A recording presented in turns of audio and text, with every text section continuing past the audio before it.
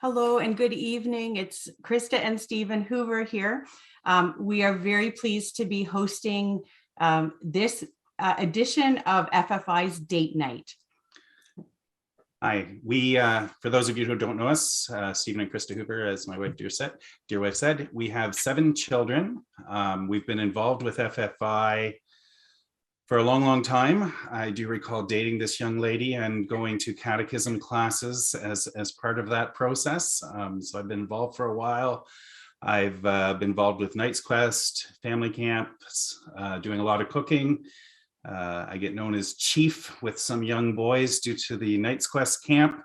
I've been yelled at in the grocery store, "Hey, Chief," from way behind me when I've seen one of my campers. So yeah, that's been our involvement with FFI. We've been to the marriage conferences and have found them very valuable and participated in many of these date nights. And we hope you'll enjoy this one as much as we've enjoyed them. So our theme for tonight is 3 simple words: please, thanks, and sorry. So while you're getting yourself settled, hopefully you have a drink and something to eat. You can put your phones away, or at least mute them, right? So they're not distracting, as they tend to be. Hopefully you've had a chance to get alone and you can close the door behind you and spend some time for just the 2 of you together with a community of other married couples who are interested in keeping that marriage relationship really strong in their lives. And you should see the poll question that we have just to get everyone thinking across your screen there now. In the chat. Sorry. And so the poll question: during the last week, how often have you and your spouse used these 3 simple words: please, thanks, and sorry with each other? And you should see the answers are A, excessively, drives our kids and friends nuts, or B, just enough, please don't change, I love you just the way you are. C, fairly often, but my spouse wants to hear them more from me, I'm sorry. Or D, seldom. We have some work to do. Thanks, honey, for suggesting we attend tonight. All right, tonight's theme, 3 simple words: please, thanks, and sorry. So date nights give couples an opportunity to spend quality time together, enjoy each other's company, and have fun building up their relationship and marriage. In the day-to-day of married life, words can be powerful to build up or tear down our relationship with each other. The 3 simple words, please, thanks, and sorry, help to build and maintain a positive relationship full of love, kindness, and joy. These 3 words are key to living well and provide peace both inside and outside the home. They're simple words, much easier to say than to put into practice. But when we do, they do much to strengthen our relationship. Tonight, Ken and Janelle are going to share with us how to make the most of these 3 simple words to strengthen our marriage and build each other up. So before we bring Ken and Janelle in, we just like to draw everyone's attention to the live chat bar, which hopefully you already saw the poll question and were able to answer it if you wanted to. We'll use that chat bar to open up some live question and answer later on after Ken and Janelle have given their talk. So please, I see that many of you have already said, who you are and where you're calling in from, or where you're joining us from, which is great. Please don't be shy.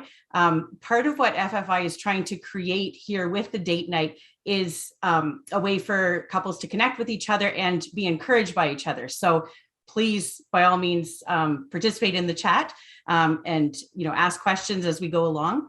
And you can also do so via the famfi.ca website. Just go to famfi.ca/ask. Now, for what to expect tonight. So our schedule includes first a talk from our guests, Ken and Janelle Yazinski. And then there'll be a few minutes set aside for you as a couple, just the 2 of you, to discuss what you're hearing, just the beginning of a discussion, because we only have a bit of time to give to that. Then there will be a brief message from FFI, and finally a time of Q&A, as I mentioned before, with Ken and Janelle. And we should be wrapping up by 9:30 Eastern. So you can continue your date together, and hopefully it's the beginning of a good conversation. So let's get started. All right, let me introduce Ken and Janelle Yazinski. I hope I said that right. Ken and Janelle are a Catholic married couple striving to help people and families become disciples of Jesus Christ. They have been actively serving the church in the area of evangelization for many years. Ken has been speaking full-time since 1999, and Janelle has over 10 years of retreat ministry experience. With their growing family, they continue to share the life-changing message of Jesus through their social media platforms on Facebook, YouTube, and Instagram. By God's grace, their combined online following is one of the largest Catholic audiences in Canada. Welcome to Ken and Janelle Yazinski. Good to see you. Yay. Wonderful. We were saying before when we were chatting a little bit, just that we feel like we already know Ken and Janelle, though we have not had the pleasure of meeting them in person or kind of individually, but they were the speakers at the first FFI virtual date night, something like 2 years ago, I think. So anyways, we're really looking forward to hearing your message for us this evening. Well, we're so happy to be here because honestly, we absolutely, first of all, love date night. And the fact that we get to spend time together, like, because we have 6 kids, 7, 1 more on the way. So it can be difficult to make this time, to spend time with each other. But we've learned over the years how crucial it is. Yeah. And that's one thing that we've made a real priority, is a minimum of at least 1 time a month to spend that time together more often. It feels like it's been more often as of late, but which is good. I'm not complaining. So do we take it away from here? Please take it away from here. We're looking forward to hearing about how we can insert these magic words into our conversations and make our marriages better. Well, great. These magic words, I have to tell you something about these magic words, because when we were asked to do this presentation, I said, Janelle, we've been asked by FFI to speak on 3 words about marriage, 3 phrases. And you said, and right away I don't know, I'm sure you told me what it was, but in my mind, all I heard was yes, no, maybe. And so for 2 weeks, I'm thinking yes, no, maybe. And then finally Ken's like, no, those are not the words. So Janelle has a whole different talk. If you want to hear it, you check out her platform on yes, no, maybe. No. Anyhow, we will speak on what you've asked. Today we're going to talk about thank you, sorry, and please. And Janelle had a great idea about starting off. So how you wanted to start off? Well, let's start off in a joyful way, because I know we always feel better. It's uplifting when we say words of gratitude to one another. So do you want to start? Or I'll start. I'll start by saying what I'm thankful for Ken, and I wrote them down here. One thing that I'm really thankful for is I'm thankful that you make the bed every single morning. That really makes me happy, because I walk into a clean room and that I just enjoy that. The other thing is I'm also thankful that you're a great conversationalist. Today we hosted a Valentine's party with like 25 kids and some moms, and Ken decided to hang out with the moms, and he just spent the whole time chatting, and I was just so thankful that he was there. And then thirdly, you take personal interest in each child. So thank you. You're welcome. Yeah. So 3 things I'm grateful for you Janelle is I was trying to think of 3 things, and there was the list had to get short and I didn't know which one to pick, but the one is that you're just so orderly. And the order that you create in our home also brings peace. And so I really appreciate that. Thank you. The other thing was I gotta look at my notes.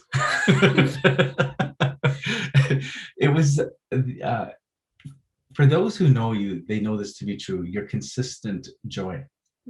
One of the things that, our emotions are up and down, but you consistently choose joy. And I know sometimes it's hard being in a homeschool family and just the stuff that's going on with the kids, but you choose it, and I'm very grateful. And the third thing is, guys, this is making me look bad. He really is having a hard time coming up with some things. I don't take offense. So this is true. This is true. At the end of the day, this is what I appreciate. Our chats. Oh, okay. It just just how at the end of the day the kids go to bed and Janelle just sits down on the couch, or if we're in bed at the same time, we have this chat, and you just freely share with me. Yeah, and he listens freely. The whole day comes out, and I love that. I Oh, love good. hearing what's going on, and I love sharing Well, things. thank you. So- Anyhow, so it doesn't, like, when we're sharing words of gratitude, it can be much simpler than that. It can just be like, hey, thank you so much for, helping me with the groceries or whatever, but that was a little more lengthy. So Anyhow. 3 phrases that, why are they important tonight? Oh, yes, because these words are really crucial. And the reason why they are crucial is because they are virtuous. And we need to grow in virtue, because virtue is how we become holy. And when we become holy, that's how we get to heaven. And that is the goal. And the goal of our marriage is to get one another to heaven. So if we aren't practicing words of sorry, please, and thank you, then we are not going to be growing in virtue. And those are non-negotiables in terms of holiness. So they're virtuous acts in terms of gratitude. I mean, that's a specific virtue, but to be able to say sorry, thank you, and please, each one requires virtue. And each one of those is also related to the cardinal virtues, which is justice, temperance, fortitude, and I missed prudence.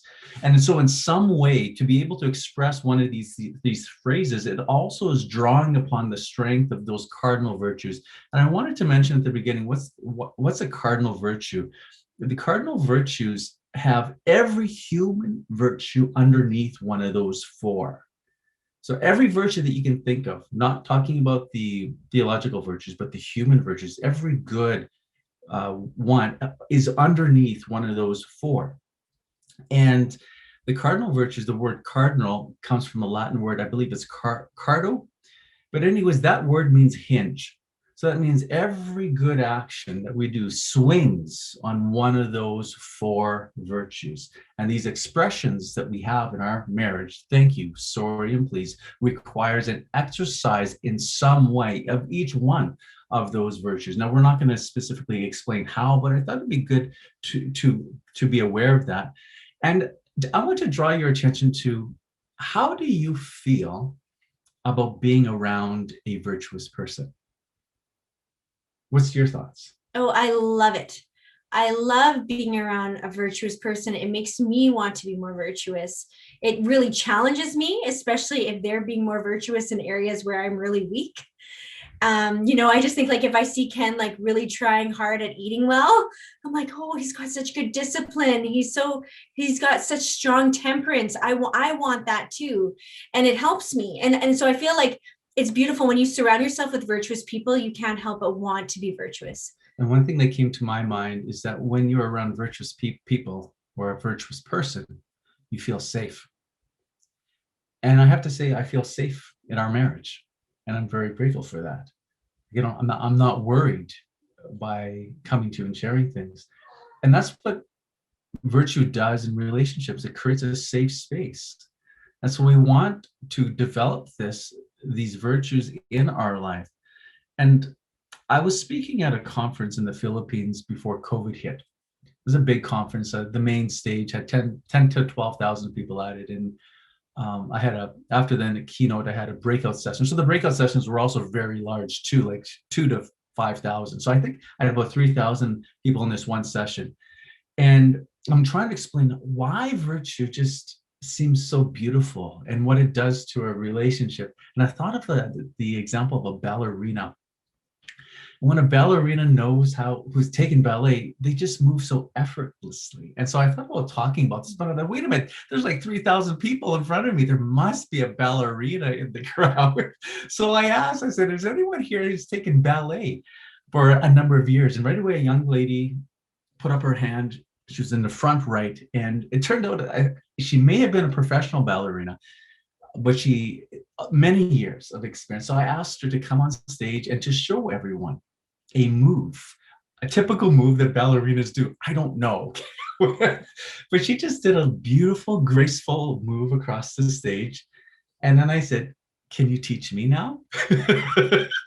So in front of all these thousands of people, she's taking my arms and she's moving and she's giving me instructions. And then I tried to execute the dance move that she showed me. And I have to say, it was a little awkward. And I think that is an important lesson for us, because when you see virtue exercised, it seems like a ballerina floating across the stage. It's effortless. It's beautiful. It's delightful. And that's a life of virtue. It's beautiful. It's delightful. And when you acquire the virtue, it's also ease, a life of ease. To acquire it, though, takes battle. And you had an interesting insight. Well, because you were asking, would you want to dance with the ballerina? And I said, if I wasn't as good as a ballerina, I definitely would not want to dance with ballerina, because basically the point is, if you're not at the same level of virtue, it's awkward. The dance would be very awkward. And so it's important, like, we can admire this, but we need to work on our virtue in order to make the dance come together. Yeah, so like much more gracefully. I probably would step on the ballerina's toes. And in the life of virtue, I'm married to a ballerina. Okay, but let's just say the ballerina would not mind if you stepped on her toes. But in marriage, you will realize, and we realize, there's different strengths between us. And so there sometimes is a bumping, a stepping on the toes. But that's normal when you're trying to grow in virtue. That's normal. And it leads to, what is the goal of virtue? And this is really important. This is from the Catechism of the Catholic Church. Virtue causes us to be like God. And that's the goal of virtue. I should also point out, what is virtue? It's a firm disposition towards the good. So two kind of key things that we have to remember. So these are habits that we acquire, firm disposition that moves us towards the good. And that the goal is to become like God. So these words, thank you, sorry, and please, why are they important? Well, you know what? There was these temporal blessings in marriage, and that's good. But the greater good is that it causes us to be like God. And that is what we need to keep focused in as we go through each one of these expressions. So we better go to. Yeah, let's get started, because we're going to run out of time. Thank you. Okay, thank you. You want me to start? Yeah, like, how do we incorporate this into our marriage, into our family life? Like practically. Yeah. Okay, so obviously, but can I just start off with something? Yeah. I just find it so interesting, because thank you, sorry, and please. When do we first learn these key phrases? When we're children. It's like the very first thing that we're teaching our little kids who are beginning to talk. Say thank you, say please, and say sorry. It's really, these are fundamental lessons that we need to learn. And it's so interesting, because as adults, it's like we've forgotten. We forgot how to do this, or we've gotten out of the practice, or it's gotten awkward. And just like the virtue that needs to be acquired, or the muscle that needs to be worked, it's hard at first if you've lost the usage of it. But the more you work at it, the easier it will get. So how do we practice gratitude in our family? Well, you're really good at this. Okay, at first I have to put a disclaimer. Ken always builds me up. I feel like he makes me look way better than I am. No, this is true. Because you say I'm so virtuous, but really, I think this is here's a great strength for you. This is like the gratitude. Okay. Okay, I'll just share what we do in our family. Every day at supper time, we all go around and we say 3 things that we're thankful for. Every day. If we have company over, we still do it. And you know what? I like it, because it kind of helps me. It's like a touch point with our children. We find out what's and some of the kids, they don't really know, like the little ones, like, how do I say what I'm thankful for? We'll say, what made you happy today? What was your favorite part of the day? So just to kind of have some gratitude towards God for anything that's been good in your day today.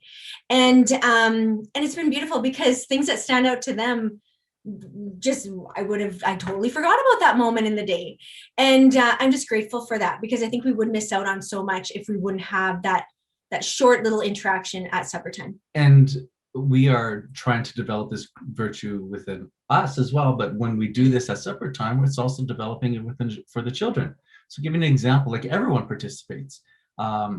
So Catherine is 3. No, Sarah's 3.5. Sarah's how old? Yeah, Sarah's 3.5. Yeah. So Sarah today participated, and I thought it was just classic of what she might say.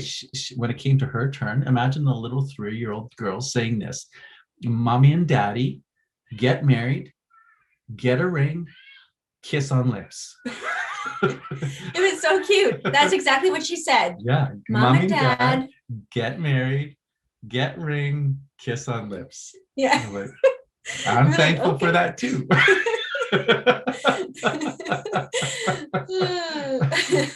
So that's one thing that we do as like communally. Yeah. But then individually, I think it's important like to have individual prayer time. I would say that's one thing that we should encourage more with our children to do. Like when they get their first communion, we always give them a prayer journal. And in the journal, we ask them to start writing 3 things every single day that they're grateful for. And the reason that we do that is because for myself, that's been a practice that I've incorporated in my life since I was like 18 years old, and I just turned 40. So I've got like Rubbermaid bins full of journals, but Catch this, like yeah. Rubbermaid bins full of journals highlighting what you're grateful for. Right. Yeah. I married up. See, you don't have to keep. But like it says, like what an incredible habit to develop.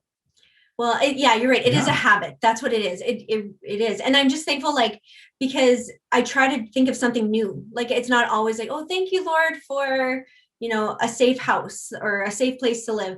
Like, yeah, that'll come up every once in a while. But I try to make sure I do at least 5 different things every single day. Yeah. Mm-hmm. And in terms of in conversation, I was a little bit more aware of this in the last couple of days because I knew we were going to talk about it. And I just noticed how we respond to each other. I was kind of analyzing our conversation and the kids, like when you do something for someone, the appropriate response is to say thank you. Mm-hmm. And because it's just, so it falls in underneath the virtue of justice, because you're giving someone kind of what's due to them in some way. It's a kind, courteous thing. And I'm grateful to see this in our children. When we've asked them to pass something and we give it to them, there's a response. Mm-hmm.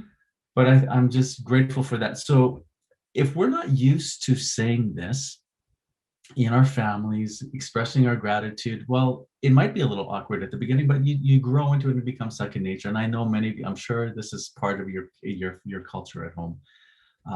Scripture says, and I thought it worth noting that in 1 Thessalonians 5:18, it says, give thanks in all circumstances. This is God's will for you in Christ Jesus. So give thanks in all circumstances. So there's not a circumstance in our family life in which we cannot give thanks for something. Now, it doesn't mean that we're thankful for every circumstance, but it means that we can be thankful in the circumstance. There's a difference. We don't give thanks for evil. We don't give thanks for sin. We don't give thanks, but there's something in every circumstance that we can give thanks for. So even in marriage, even when marriages are struggling or there's discord a little bit, there's always something to give thanks to God. Mm-hmm. And we were talking about this earlier. If we can express our thanksgiving to God, who is perfect, we most certainly will not express our thanksgiving to another person who is imperfect. So this thanksgiving that we express to those in our family members will be enhanced as we first give it to God. Mm-hmm. And it's also true for every other one. Right. We were saying how the more we are accustomed to saying thank you, sorry, and please to God, the easier it will be to do that with the people in front of us as well. And really, when you look at our faith, like Jesus asks us to ask him, to say, please, Lord, I need you. I need and put forth our requests and to say thank you. Like even Christ, he said thank you at the Last Supper. And then lastly, the forgiveness at the Sacrament of Penance. Like that is a crucial part of our Catholicism. And even Jesus giving thanks, think about when he gave thanks with his apostles. It's right before he enters the Passion. Right. He broke the bread, he gave thanks, yet he knows that there's a traitor at the table. Mm-hmm. So in every circumstance, there's always something that we can be thankful for. So Can I share one thing? Yeah. Okay, so if any of you are ever looking for an idea of how you can show gratitude to your spouse, this is something I think I heard about it from a friend of mine. She had gotten a journal, and every single day for an entire year, maybe some of you have done this before, for every single day you mark the date and you write something that you're thankful for your spouse, and you do this secretly. You don't tell them. And then a year later, you wrap it up and you give them the book. And I think it's a special gift. Mhm. Okay. Yeah, it's a very There. special gift. Anyhow, I think we're done on the gratitude point. Sure. So we move on to sorry, the habit of asking for forgiveness. None of us are perfect. And so in our relationship with our spouse, there's going to be times when we hurt our spouse. Hopefully it's not intentionally, but often unintentionally. Mhm. And when we become aware of either of those two times, an intentional act, which is much more serious, or an unintentional act, it's just to go to one spouse and say, honey, I'm sorry Mhm. for this. And without that, how can you have healing? Mhm. If you think about the relationship we have with God, how can we have healing with God without asking his forgiveness? In fact, the sacrament of reconciliation in the Catechism of the Catholic Church falls under the section healing. And so when we participate in that sacrament by going to God and asking his forgiveness, what happens? Healing. When we go to our spouse Mhm. and say, Janelle, I'm sorry for speaking too long in church while everyone else was waiting in the car and I got caught up in those conversations. Truth happens. I'm sorry. Maybe something that's not so serious, but it can be very aggravating. I can understand that. Or something more serious. All of us have these moments in our marriage. You have them, we have them. And the tragic thing is, some couples have no memory of their spouse asking their forgiveness, saying Mhm. sorry. I was going to share a little story about somebody that I know personally. I've known them my whole life, and I have never heard this person say sorry. And as they get older, in their old age, I've seen how this lack or this inability to say sorry or to admit wrong has injured so many relationships in their family. And it's actually heartbreaking, because I feel like you were saying how to say sorry, to say, will you forgive me, how it restores healing or brings healing. I feel like so many relationships could be restored if this one person would just simply apologize and say sorry for their shortcomings or whatever. And the thing is, no one is perfect. It is a humbling act. It is a very humbling act to have to apologize. But you know what? Once we realize that we aren't perfect, it's okay. It's okay. And we have no, what's the word? We can't control how the other person responds. We just simply need to be faithful to what God is calling us to. And that is to ask for forgiveness when we have done wrong to somebody. And so that is our duty. We should and we must apologize and seek forgiveness. And then we have the exercise of temperance in there, because humility falls underneath temperance. So you're humbling yourself before the other person. What is humility? It's simply the acknowledgement of truth. Mm-hmm. This is the truth of the situation. This is what I have done. And and when you hurt somebody or sin against them, you take something from them. Mm-hmm. You take their peace. You wound their dignity. And so it's just then also to go back to them and trying to restore that. Mm-hmm. You owe them in one way. You owe them. And isn't this, in one sense, what Jesus does on the cross? He pays the debt that we cannot pay. The other thing I wanted to mention in terms when we say sorry, it also means, like, when we go to the confessional and we apologize to God, and we put before him all of our sins, it means that we are going to make an effort to not do that again. And that's the same in our relationships. When we say sorry for something, I'm not just saying in past, oh, sorry. It's like, sorry, I'm really going to try hard to not do that again. Try really hard not to get caught up in conversation at church and leave the family in the suburban waiting for me. And to be mindful of that. Okay. Here we go. I have no problem talking. Oh, if here, there's so much more that could be said, but what happens if you've been wounded by your spouse and they don't say sorry? What do?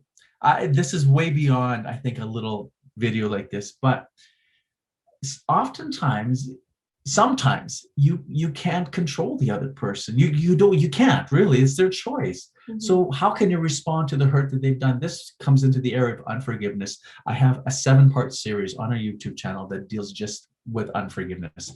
There's so much to be said, but it would be worth your watch if that is something you're struggling with. Mm-hmm. How do you know if you're struggling with unforgiveness in the marriage? You're keeping score. You're bringing up past events continuously. You're lying awake at night with memories of injury. Silent treatment.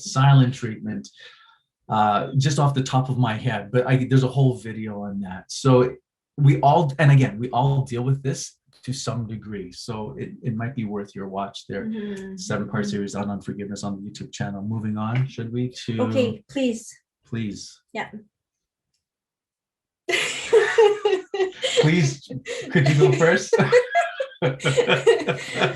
Sure. Okay. So when we say please, I think sometimes, like, I think of the way I say please to my children. Sometimes it's almost like I want to manipulate them. Please pick up your clothes, or please, but the thing is, I think it's not, when we love somebody and when we do something out of virtue, it's not because we want to manipulate. It's because we want to, maybe because we need help, or we need their assistance, or because they should be doing something that they aren't doing. And so we're asking them to do that. It's also a humbling act on our part when we say please. We're acknowledging that we need help in a kind way. And this is something that this should be second nature, friends. I would call this eternal common sense, to be able to go and always have that before the request. To be polite. To And I was thinking, even to say please, it can harden hearts. Because you just said, like, if you humble yourself to come to somebody who is hard and to say please, would you consider? Okay, I'll give you an example of a hardened heart and how please softens it. And that's how you do that with me, with the kids. So the kids will come to me with a request. Dad says no. Janelle comes and says please, and then she explains the situation, but she does it in such a kind and sensitive way, and you say please, and I feel like I can't say no to their mother. So the kids, when they just came abruptly, they get to know when Janelle comes, their advocate, which brings up just a side note, of the importance of Our Lady. Because when our requests are placed in Our Lady's hands, she takes them and she goes to her son, Jesus, and says, please, here is this request. And she presents this request to her son as though it is her own request. And I just think Jesus, by the time he was born, already owed Mary 9 months of room and board. Mm-hmm. How can he say no to her? And so this is what Our Lady does with Jesus, I think, in her humility, going to him, saying please to another person, remembering their dignity and giving them the choice, goes a long way. Now, we did talk about how the relationship between thank you, sorry, and please, and is that where you're going? Right. Yes, this is my last point. So basically, the relationship between the three, the better that we get at saying please, sorry, and thank you. And obviously, we might be better at doing one over the other. The easier, the better we get at one of them, the better we will get at the other ones as well. And I think, like we mentioned earlier, the better we get at saying sorry to God, saying please to God, placing a request. I think we often forget to ask him. Like, when we have needs in our lives, why don't we ask him? He wants to help us. He's there listening and waiting for us to seek his help. So the better we get at saying sorry and please and thank you to him, the better we will get at doing all those three things here on earth to the people that he's placed in our lives. Mhm. And again, what's the goal of these virtuous acts, these exercises of virtue? It's to become like God. And holiness. And like we were saying, like we want to be around a virtuous person. And so if we can be virtuous for our spouse, it will help them in turn to become virtuous. Yeah. There is temporal blessings, but we must realize that the virtue that we gain is a great blessing to our spouse. It'll be because they'll feel safe in our presence. They'll be at ease. There'll be a peace in the home. And for our children. Our children. And maybe the last point is just about the children. How are our children going to learn this if they don't see it at home? And if we don't teach it to them, the world will try and teach it to them, and the world won't be nearly as merciful as mom and dad. 30 minutes. We're done.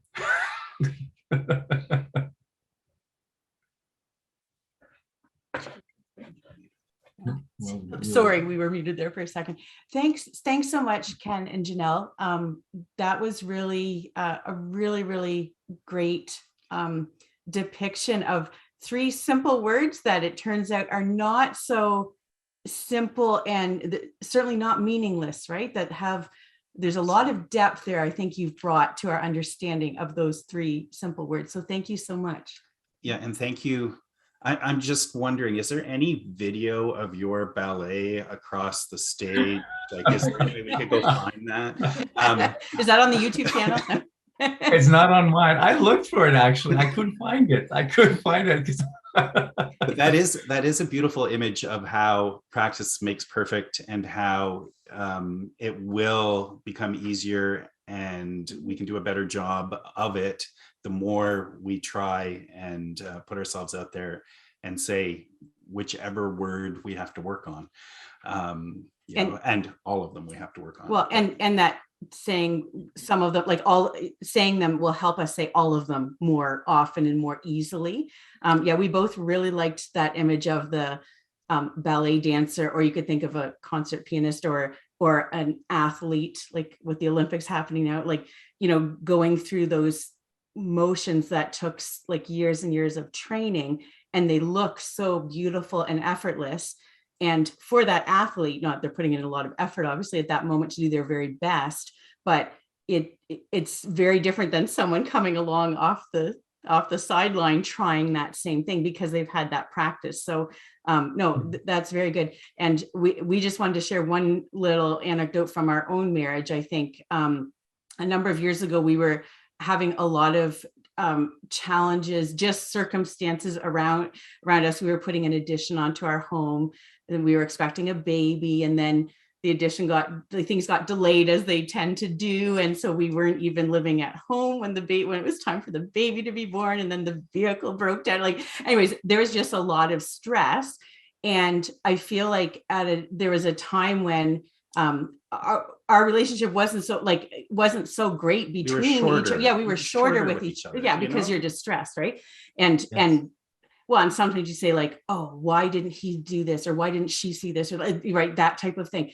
And I think that Steve, I don't know if it was conscious or not, or how, like maybe our Lord helped push in that direction. And anyways, at some point with this newborn baby and kind of getting through all that, he just started saying thank you more often to me for like just the ordinary things that you're doing every day. And I noticed that, and I responded to that, and the cycle of kind of like going almost not down the drain. It wasn't that direct, but like, just really our home didn't feel like, I think for our other kids and for us, it was not what we wanted it to be. It really started turning around. And I feel like any time since that time, that is like 11 years ago-ish or something like that. We've been married for 21 years. I think Steve, we forgot to mention that. Anyway, whatever. Anyways, so some time ago, like any time that we've had a situation where we start to feel a little bit like we're going down there, I think, we have to be watching, More am I conscious. am I thanking him enough for all the things he's doing? Am I like, and then also the sorry and please are also so important as you described for us. And I think, yeah, you can totally see how just having, it's a positive, more humble approach to the relationship. And it makes such a difference. And I think our Lord is pouring down his grace on us. And when we're in just those little things trying to respond to that, he builds it up even more. So anyways, we just really appreciated your insights on Absolutely. the virtue underpinning the three words. So thanks very much. Oh, you're welcome. I feel like I didn't do a good job of explaining how in just in daily life conversations, trying to work in those thank yous. Like I appreciate, it doesn't have to be a thank you. It can be, I really appreciate this meal. I really appreciate how hard you've been working with the kids and their homework. I really appreciate you getting up and tending to that dirty diaper in the middle of the night. Or, those things should be just naturally that should just be a natural response to the spouse. We're loving them up when we do those things. Yeah, no, that's very true. Okay, so thanks All right. again. All right. So we want to take 10 minutes to discuss the following questions as we sit by the virtual fire that's going to show up on your screen, being date night and all. You may need more than 10 minutes to actually discuss these, but we're going to come back after 10 minutes and then you can continue your date afterwards and keep the discussions going. So the discussion questions are, when do you find it easiest to use the three words, please, thank you, and sorry with your spouse? Question 2 is, when is it most difficult? And then question 3 would be, what are some practical ways as a couple you can be more intentional in using the three words in day-to-day living? So Adam, you can take it away, and hopefully we get muted so we can do the discussion ourselves too. Yeah, and also just before we go off on our own little conversations, if you please feel free to enter anything into the chat. Maybe as you're discussing, you might have some questions for Ken and Janelle that they maybe can provide some insights to. So please feel free to put those in the chat, and then when we have the live question and answer, we'll kind of work through the questions that come up and see what insights Ken and Janelle have for us. Okay, have a good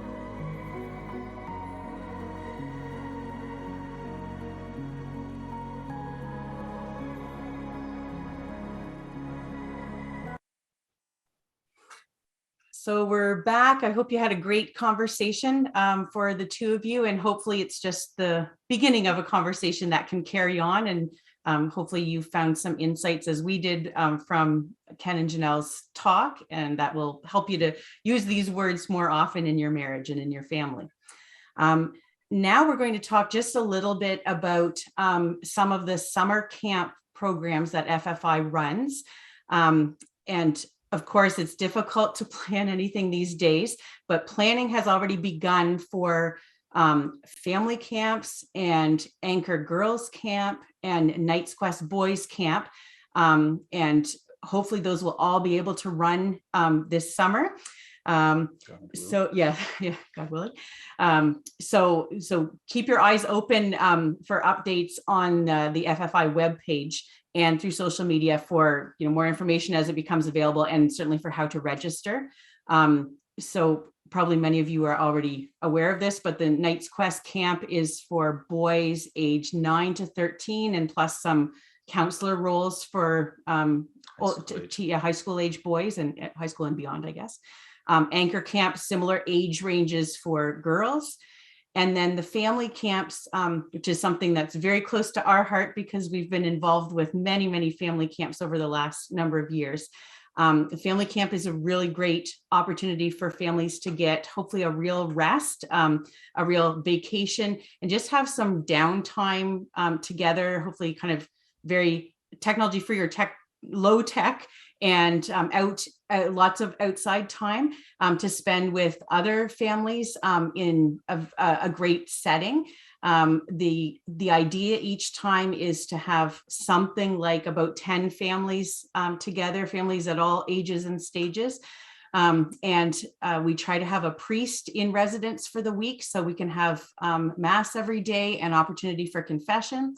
And also we hire a cook. So that's the big message, especially for mostly moms, to have a break from cooking. And we were telling Ken and Janelle just a little bit about it just before. It's a chance that parents can be playing with their kids and visiting with each other, and then learning from each other. There's also opportunities for like very informal parent discussion times. So the family camps have been a wonderful experience for us, for both Steve and I, and for each one of our kids, I'd say over the years, of kids of all different ages. So if it's something that you've thought of, maybe this will be the year that it works for your family to come join. It's a wonderful experience. So Adam has a short video to show all of us of some of the highlights of the summer camping experiences that FFI has been able to offer. Time. We're always looking for more. Summer camping programs with Family Foundations Institute offer character building, friendship forming, and faith growing experiences.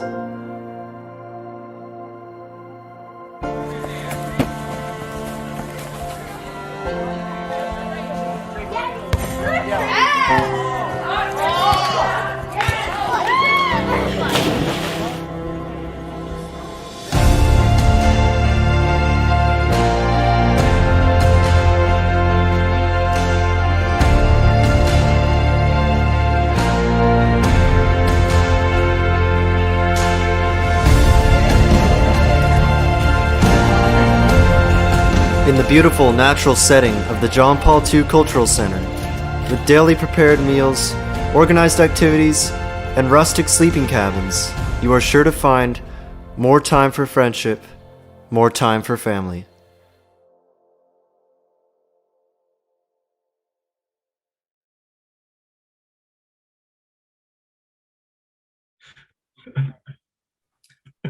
All right, welcome back, back from camp. And welcome back, Ken and Janelle. Thank you for joining us for the Q&A session. So a few questions came in during the break time. So let me see how good my eyes are. Let me read this one out for you.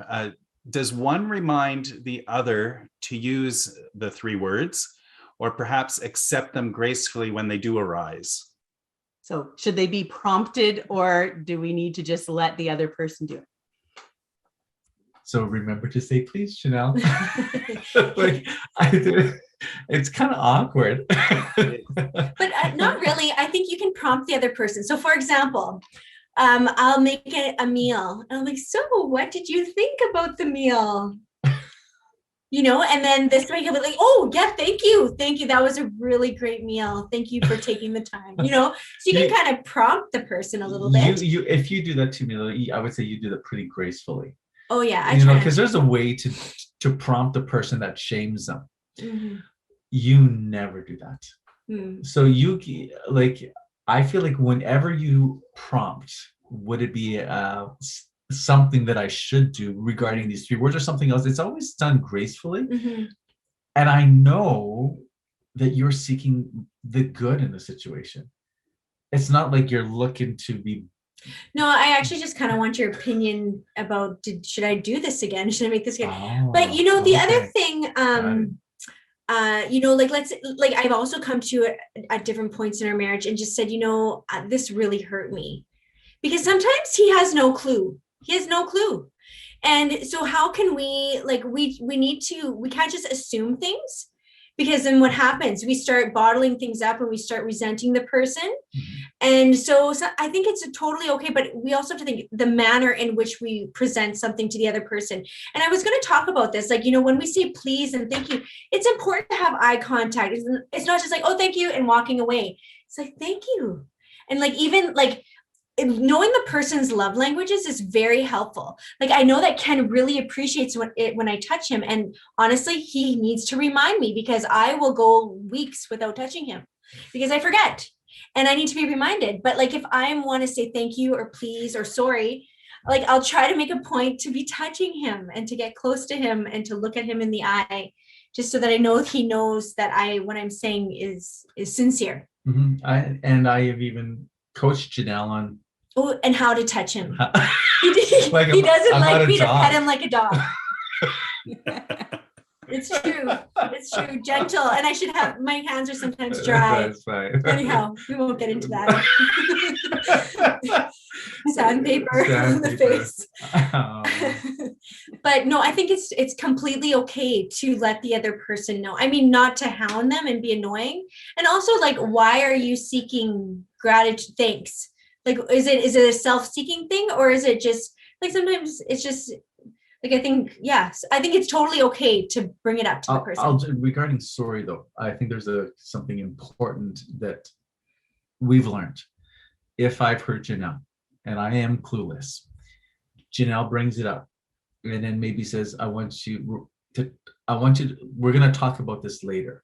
You'll give me the topic that we're going to talk about, and then we will talk about it later. It's not right away, because we've learned that the person who first brings it up in conversation has the advantage, because they've been thinking about it a lot. And also I'm caught out of the blue, what? I'm unprepared. Mm-hmm. And so that helps me, because then I can give it some thoughtful reflection and see how I was wrong. Or vice versa. But that's really helpful, because then I can reflect and and seek to understand. It also prevents me from reacting in that moment. I can just step back. Not that this happens very often in our marriage, but that is something that's been a blessing. Right. I feel me naturally, I want to get defensive right away. So it's better to take some time away and then to come back. So should we do the next? Is that sufficient? I think great. So. That's great. Do you have something to add to that? Well, sorry. I have a mental note. We're going to talk about this after, but sure, we'll talk about it with everybody. No, just, I think it depends on, what you said makes a lot of sense to me. This is with respect to, there's something that's bothering me that I need to bring up. I'd say for us, Steve doesn't want to have something hanging over, let's talk about this later. Later needs to be not really long. Yeah, I'd say you don't like to have a long time to be oh, what is this about? Even if I have said kind of what it's about.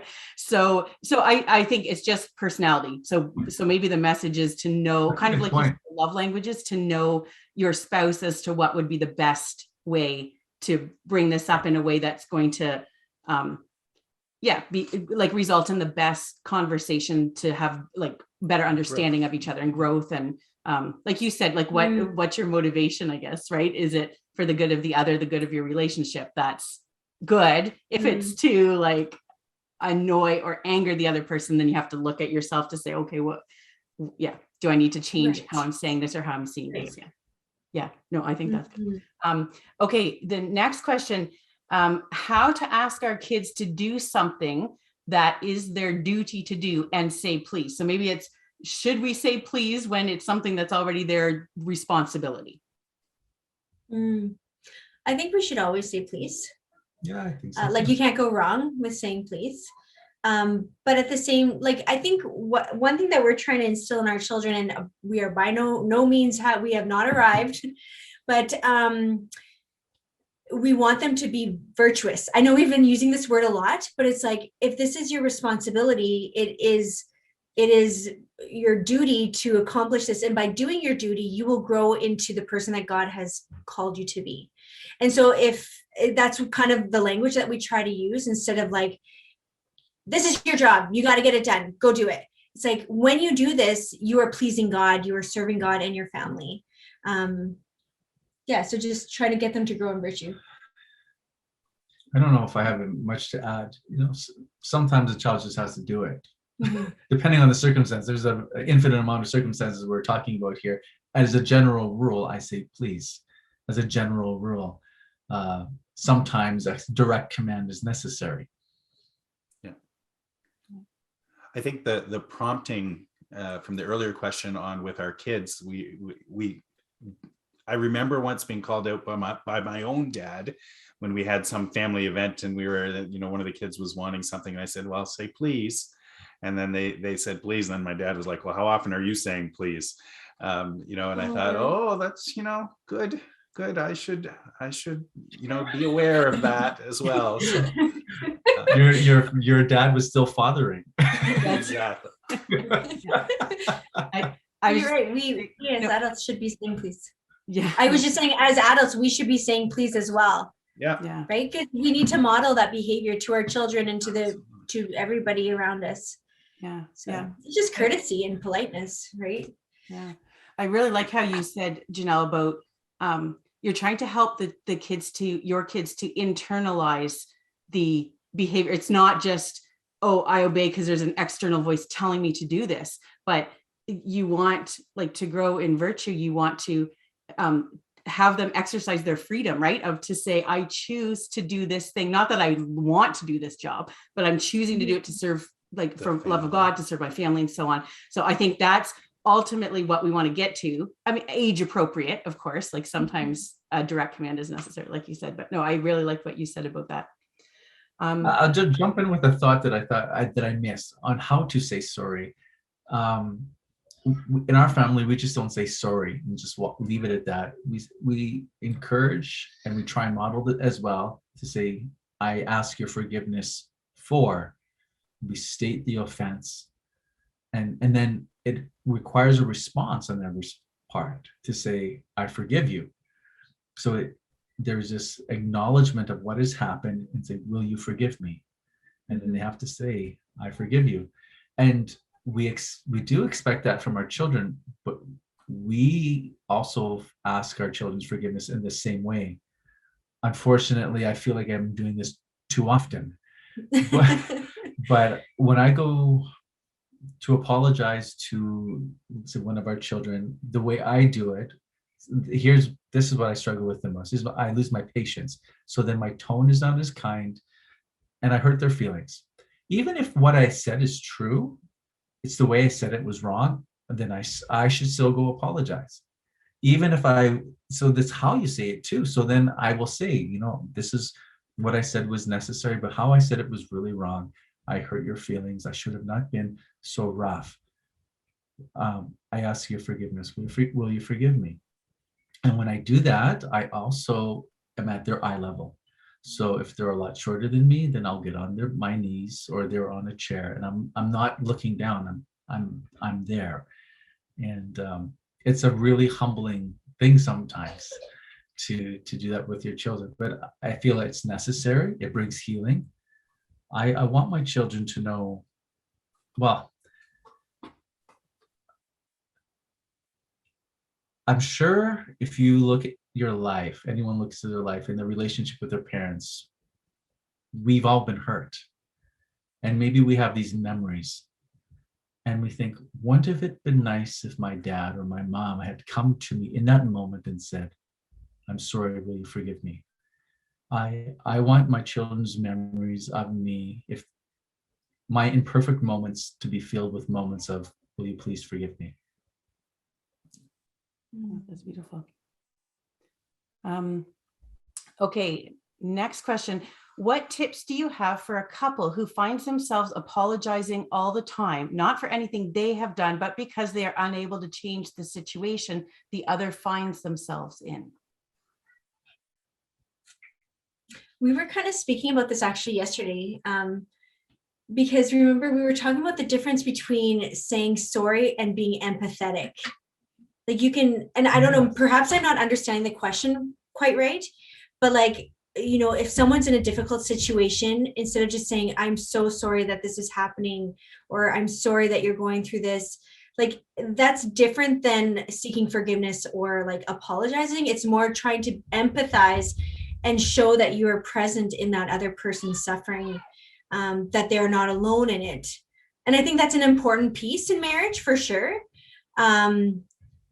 So I'm not sure, perhaps I'm not understanding. If that's what the question meant, if that's what the question meant, and something, a little skill that could also help do that, instead of saying, I'm so sorry that you're going through this, in their conversation, they probably shared something.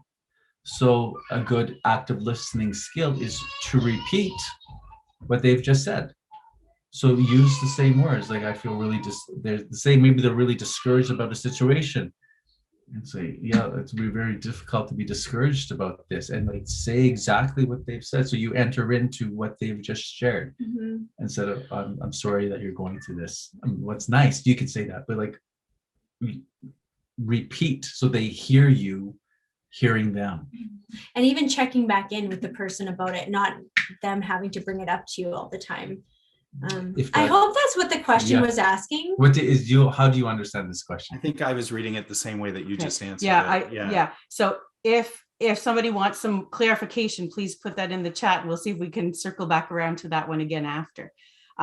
Next question. Can you overdo saying these words? And if so, how do we prevent that? Probably. Well, it's kind of like the sorry. Let's say you keep saying sorry or will you forgive me, but you never change. You know, you kind of become a broken record, and the person, it breaks trust, I think, right? And so within a marriage, we need to consciously make that effort to change. And this is the other thing. Okay, so I was thinking, let's say you say sorry, but you don't actually feel the contrition. You don't actually really feel sorry. Then we need to pray and ask God to give us a contrite heart, because sometimes we don't feel sorry for the things that we do. And even when we're in the confession line, like maybe we don't feel sorry, but we know we should confess them because they're sinful, these things that we've done. We can ask God to give us a contrite heart. And we can do that in our marriage too. I'll jump in. Okay. Because I think we talked a little bit about this, but just because we feel like someone should apologize doesn't necessarily always mean they should. Because our response to them could actually be just a great overreaction out of a woundedness within ourselves. So it's just something to consider when looking at one's spouse and think, I think Janelle should apologize to me because of this, when actually it's just my insecurities rising up, and she really didn't do anything that warrants me to go to her and to bring this up. Like a sliver in the hand, you go and you reach out and you just pull it back really quickly. Sometimes our woundedness is like that in relationship. You're going for a touch of communion, the person is wounded and they just withdraw. So sometimes our wants to be apologized to could come out of a woundedness. Just something to think about. Right. So, but do you think we can say these words too often? Please, thank you. Well, I probably could think of Probably. I don't know. Probably. It's probably better to do it too much than not enough. I would say. But what do you guys think? Yeah, like, I think a glib sorry, like we see that with our children occasionally, and I'm sure we do it ourselves too, that Sorry. like sorry, like it's not really so I think if you're doing it in a glib way, then yeah, I think that could be done too much. I liked your example of how an apology should be done. So sorry, I think, is one that could easily be overdone and not meant. Thank you. I don't know. It's kind of, I can't see too many situations where you say, where expressing thanks is not, not a good thing to do. I can see a 8 or 9-year-old child deciding to get obnoxious with it. I possibly, that's but right. I think other beyond that age, but like, thank you for the sandwich. Boys. Thank you for the plate that the sandwich is on. Thank you for no, but I think probably it erring on the side of too much is probably the better way to go. And like you, sincerity, right? That if it like to have the words mean what they say is important. And I guess the please one, which means it's usually followed with a request of some kind, could possibly be done too often, because you're, imposing on someone with a plea. Yes. We were talking about this. Oh, sorry, you go ahead. No, I was thinking, of the three, I think sometimes I have a hard time recognizing that my wife is not psychic. So, for me to actually have to ask for something is harder to do than I think saying sorry or being thankful. So I do think that the pleas could be overdone, but at the same time, it also could be something that's really easy to let build up and not ask for things that you would like from the other. Yes. And I think too, like, it's important for us to be a discerning people. Like, so for example, if I'm like, please, can you go do this? Am I just being lazy and just asking him because I don't want to do it? Really, is that a holy thing to do? So I think when we put forth these requests, is this really something that we are supposed to be asking for? And vice versa, when somebody, if like the neighbor keeps asking us, please, will you do this for me? Will you do this? Is it really God's will that we continuously say yes? So we were talking about this yesterday. Like sometimes it's more loving to say no, to our children when they come to us with certain requests. So I think we need to be discerning, when we're asking for things as well and why we're asking. And some of these things are difficult to figure out. Because when someone asks you for something that they can do on their own, sometimes you should say no, and sometimes I think you should say yes. For example, sometimes my child will ask me to do something that I know they can do, and they're just being lazy. And they want me to do it. The other time, I know they can do it, but the reason why they're asking me to do it is so they can spend time with me, because their love language is time. So to be discerning, but sometimes it's hard to know. So these answers are not always easy. So there we draw upon the virtue of prudence, wisdom. I think you have almost all of them in of the cardinal virtues, but tying them together. That's very good. Another question I have, and we're getting short on time, but we have just a little bit left here, I think, for another question. Okay, we do this well as a couple for a while, like using these 3 words. So kind of we're on a good spell, and then we seem to forget as things get busy or we run into various difficulties. Can you suggest a few simple ways for a couple to get back on track when this happens? Well, I know sometimes, like, and I do this just for different aspects of my life. I think back to times in my life when things were going well, and what was it that I was doing during that time that helped things to be going well?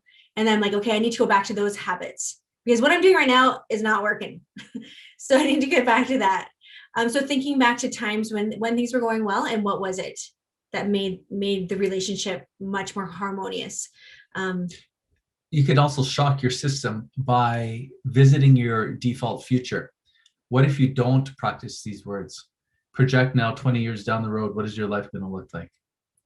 So sometimes we just need a little shock. Oh yeah, right now I don't see the big consequence of it. But these little decisions of omission compounded over 20 years can cause great harm.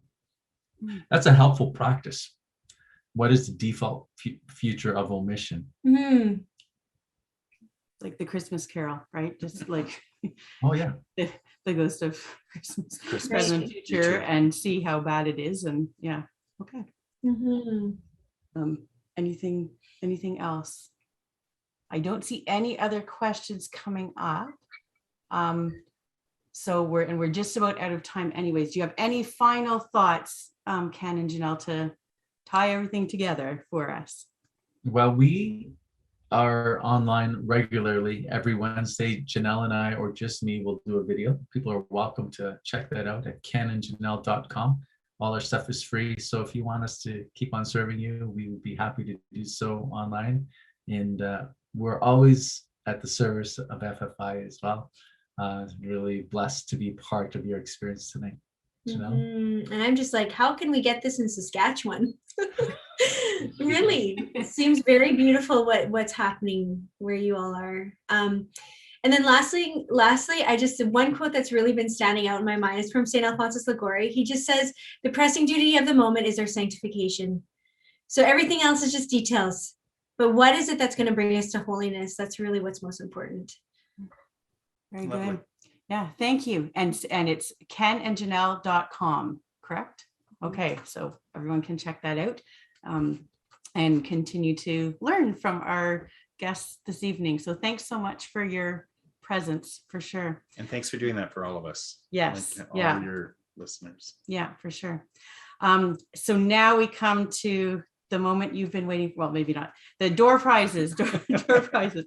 Sorry, just over there. Can you grab? Sorry, we're not quite as organized. We have everything, but just not within arm's reach. Okay.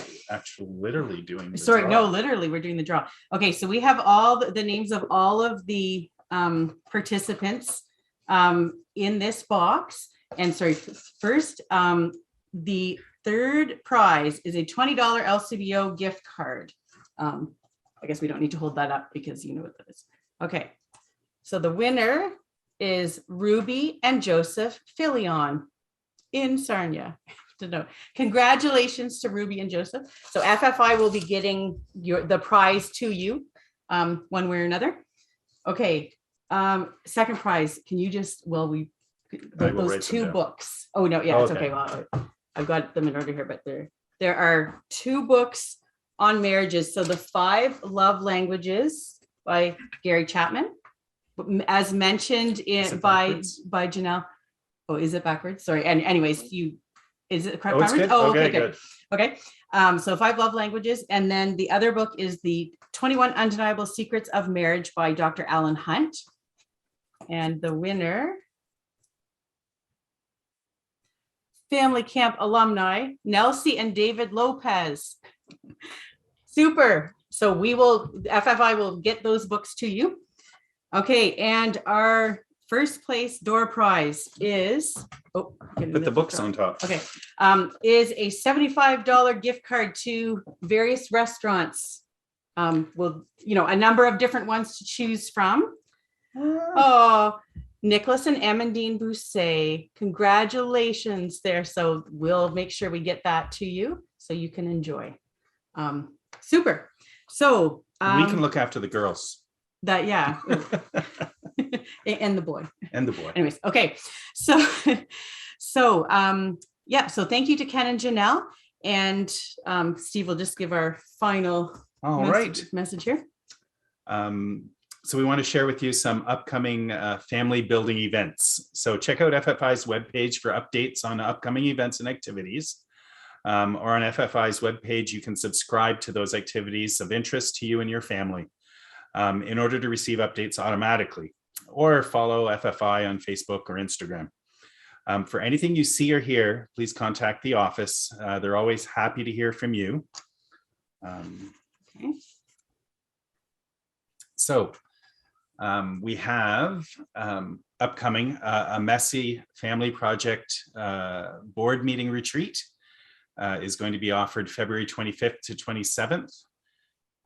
This is a weekend where Mike and Alicia, who are our marriage conference speakers, offer classes and one-on-one mentorship to help couples develop their mission and vision as a family. Participants of FFI's marriage event are offered a discount code. You get to save $25 US for the weekend when registering. So check out the link from us before you go register so you can get that discount code. Okay. And also coming up the end of this month, Pure Life and the London, Ontario chapter of Intentional Disciples, or ID, have created a team to participate in the Coldest Night of the Year, which is a national initiative where tens of thousands of Canadians step outside of the warmth and comfort of home and shine a light of warmth and welcome in their community. This opportunity is for those in high school and older to get together and put their faith life in action. Registration is required to participate in the Coldest Night of the Year walk and pizza meal. There's no registration fee, but we encourage you to donate or raise $25 towards their campaign. And registration is not required for the Pure Life Evening of Prayer at All Saints Church. So that's especially for high school and older young people in particular. So all the information for that is at the FFI website. And that's the Coldest Night of the Year. Thanks for each of you joining us tonight on this date night. Although we'll be signing off now, take time to continue your date night together. Thank you so much to Ken and Janelle, and behind the scenes, Adam, for making this date night what it was. Okay, thanks everyone. Good night.